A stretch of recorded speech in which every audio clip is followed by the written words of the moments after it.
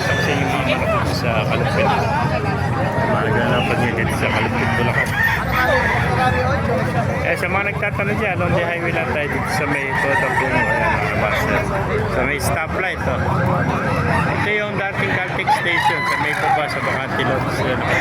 Every Tuesday lang po, Changian dito. 5 na umaga, hanggang 9 lang tayo ng umaga rito mga kamasa. Medyo makulimlim po.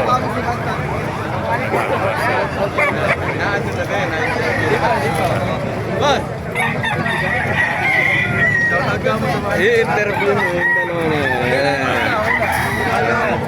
Shoutout mo na, shoutout. Ayan, yung dalawa Shoutout. Parehong magaling yan.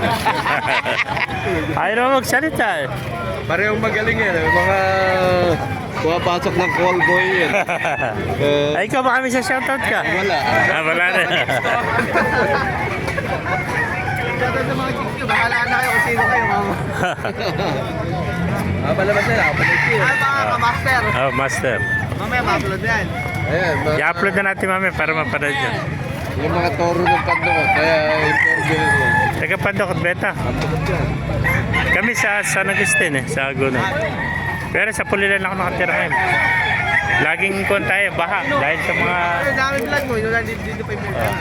Laging baha sa atin dahil sa mga... Oo nga, flood control. Sa mga flood control project na yan, hindi na nawala, no? Eh, mga master. Eh, minakita tayo napakagandang itim dito. Punta natin, no? Gandang itim nito. Boss, magkano binibente mo? Magandang itim nito. Ano nabili mo? Magkano nabili? 800 lang. Napakamura. Ano ba linyada niyan? Alam eh. Ganda na itim, ano? Patch siya, oh.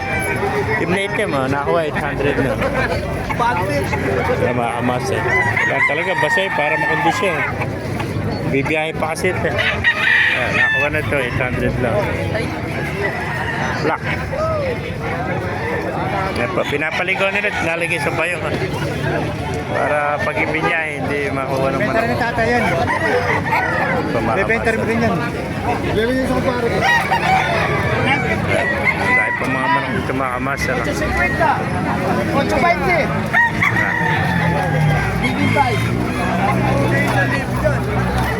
Mga kamasa, pakita natin video para maraming mga panulubuhay tayong dati. Oh, 1-1 na lang oh. Ano 1-1? Oh.